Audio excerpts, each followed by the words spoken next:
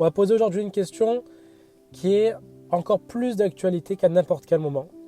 Pourquoi Israël occupe-t-il une place aussi importante dans la bouche des gens, dans le monde entier?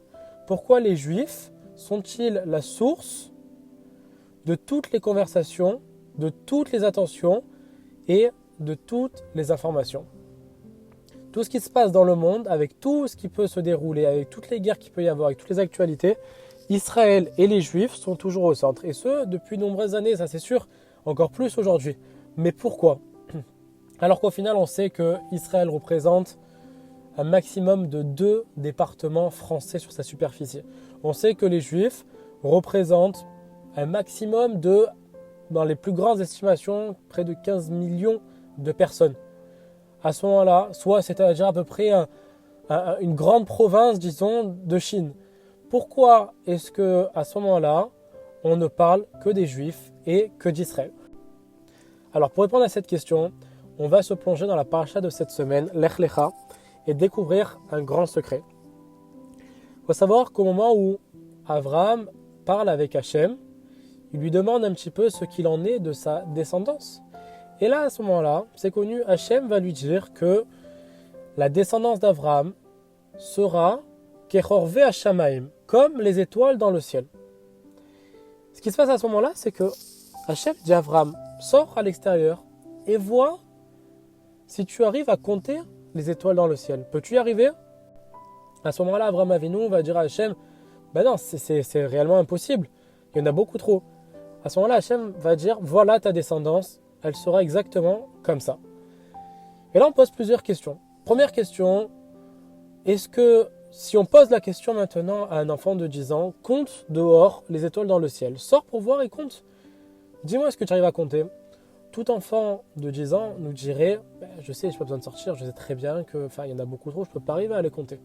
Donc première question, quel intérêt ici Abraham à sortir, Hachem a demandé même à Abraham de sortir et de compter les étoiles? Deuxième question, au moment où cela se passe, les versets nous disent que le soleil pointait dehors. Il fait complètement jour. Comment Hachem veut que Abraham puisse arriver à compter, même ne serait-ce que commencer à compter les étoiles, alors qu'il fait complètement jour dehors? Et enfin, dernière question, est-ce que cette bracha qu'Hachem donne à Abraham est-elle réelle, est-elle d'actualité aujourd'hui? Hachem nous dit que les Bnei Israël seront comme les étoiles du ciel. Est-ce qu'on regarde aujourd'hui, est-ce qu'on est vraiment le peuple le plus nombreux?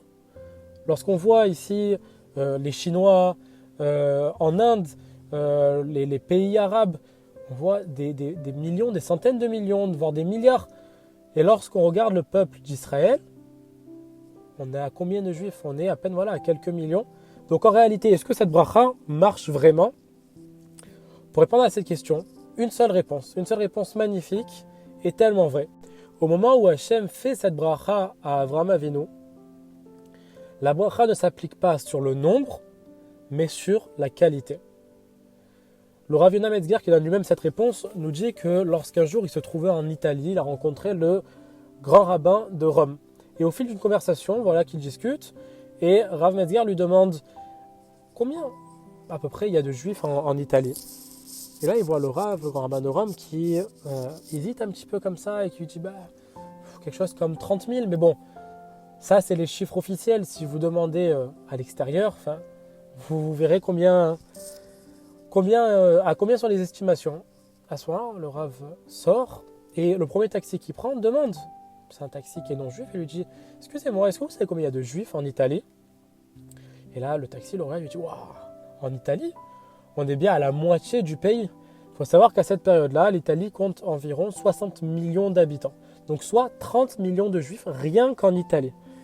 Le Rav s'imagine que la personne ici exagère un peu et se dit bon, on va demander au fur et à mesure. Et là, il se rend compte que toutes les personnes qu'il va croiser vont toutes lui donner une estimation à minima de plusieurs millions de juifs en Italie.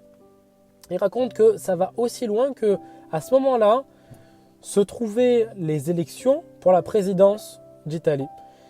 Et que le candidat qui allait devenir le président est venu voir le grand rabbin et lui a demandé, est-ce que vous pouvez demander à la communauté juive, à ces millions, comme il dit, de juifs, qui puissent voter pour moi? À ce moment-là, le grand rabbin dit, je suis désolé, mais ça va être impossible. Pourquoi? Une seule raison. Parce que les élections tombent Rosh Hashanah, et qu'à Rosh Hashanah, on ne peut pas voter. À ce moment-là, le grand rabbin va même s'imaginer que pour ces millions, la moitié du peuple italien va faire déplacer le jour des élections afin de pouvoir bénéficier du vote de ces millions de juifs qui en réalité ne sont que 30 000 et encore à savoir qui allait voter. Donc on voit ici un grand secret et quelque chose qu'on remarque évidemment au quotidien, le ratio dans les prix Nobel, le ratio dans les scientifiques, dans les inventions. On voit donc ici un ratio non pas de quantité mais de qualité. C'est comme cette histoire qu'on avait déjà racontée de ce Rav qui était parti au Maroc et qui avait rencontré un Marocain là-bas, un musulman. Il lui avait demandé comment va le pays, comment ça se porte. Et là, le Marocain lui avait répondu, je vais vous dire quelque chose que tout le monde pense, mais que personne ne vous dira à l'extérieur. Depuis que les Juifs ont quitté le Maroc, tout va pour le mal. En tout cas, tout ne va pas aussi bien que comme ça l'était auparavant. Et ce, dans de nombreux pays.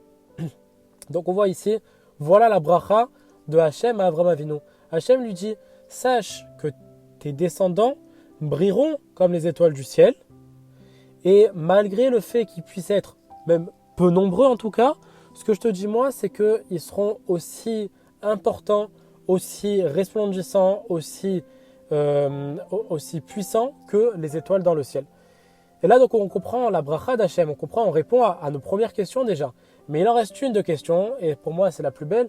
C'est pourquoi avoir demandé à Avraham Avinu de sortir alors qu'il fait jour? Quelle chance lui donner de compter les étoiles s'il n'y a que le soleil? Et la réponse est exactement celle-ci. C'est que le soleil est une étoile. Et Hachem lui dit, regarde, quand tu sors, tu vas voir le soleil. Et voilà le secret. Lorsque le soleil qui représente une étoile brille, à ce moment-là, toutes les autres étoiles disparaissent. Lorsque le peuple d'Israël, les Bnei Israël arrivent quelque part, ils vont tellement briller, tellement être resplendissants, qu'ils vont omettre tous ceux qui les entourent autour, tous les autres peuples. Et ça, c'est le secret de ta descendance. Alors c'est vrai que on parle que de nous en mal, surtout, plus qu'en bien, ça c'est sûr. Mais en tout cas, voilà la bracha qu'Hachem a donnée à Avraham Avinu. C'est-à-dire, même si à certaines périodes, vous n'allez pas être les plus nombreux, ça c'est certain. Pour la majorité du temps, vous n'allez pas être les plus nombreux. Mais en tout cas, sachez que vous serez les plus importants, ceux qui donnent toute l'attention et ceux qui éclaireront le monde. Alors que Bezrat Hashem puisse avoir ce mérite, même si on n'est pas les plus nombreux, de toujours éclairer le monde par nos bonnes actions et notre Kiddush Hashem. Bessorot Vot.